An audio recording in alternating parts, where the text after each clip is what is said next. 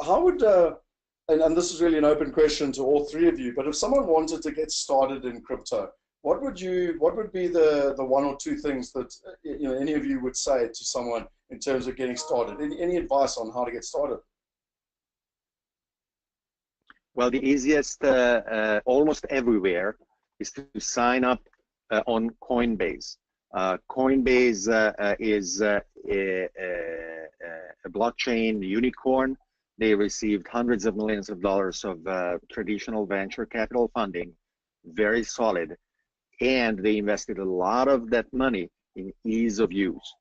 So Coinbase today is one of the easiest on-ramps for going from your bank account or credit card to owning Bitcoin, Ether, or Litecoin. These are the three cryptocurrencies that they currently support. They also have a sister company or sister operation called GDAX, GDAX, which is a proper exchange. Coinbase is a hosted wallet.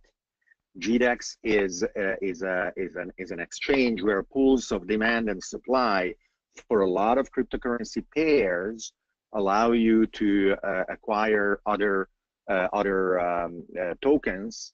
But starting with Coinbase is the easiest, and then you can. What is very important, and I'm laughing a bit because it sounds strange that it needs to be said, but it is always the case. You can buy a fraction of a Bitcoin. If you don't have $12,000 and you cannot afford to buy an entire Bitcoin, it's perfectly fine. It is the case that you cannot necessarily buy a fractional share of the public stock, but you can buy a tenth of a Bitcoin, a hundredth of a Bitcoin, or a thousandth of a Bitcoin. So you can start with $50, $100, and you are already building experience and understanding what is going on. Yeah, I mean, just to mention a couple of other things, we've got a WhatsApp group that if you're interested, just type in WhatsApp and we can send you the link. We've also got a Telegram group, which is just a community. It's everyone just talking and sharing. It's a very, very active group, and it's really how I've learned a lot. In South Africa, there's a platform called Luna that you can use. In England, I use Bitstamp. So there's, we don't need to go into every country tonight, but I think the point is those WhatsApp groups are actually really good to help people find out where to get started. I was going to add to it, depends how much you're looking to invest as well as what jurisdiction you're in.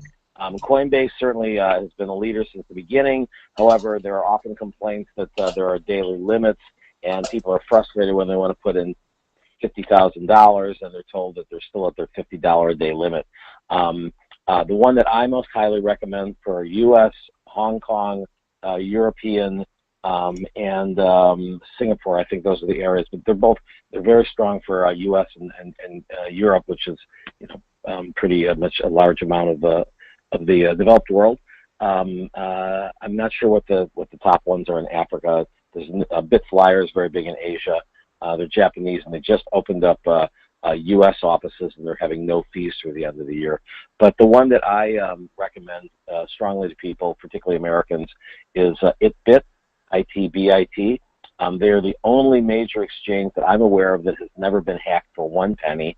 They have amazing security, and they're a New York State regulated bank. So the money that you put in is actually FDIC insured. I'm not aware of anybody else that has that. And the other thing is that if you're sort of like putting in large amounts either way, your bank sees ITBIT as coming from another bank.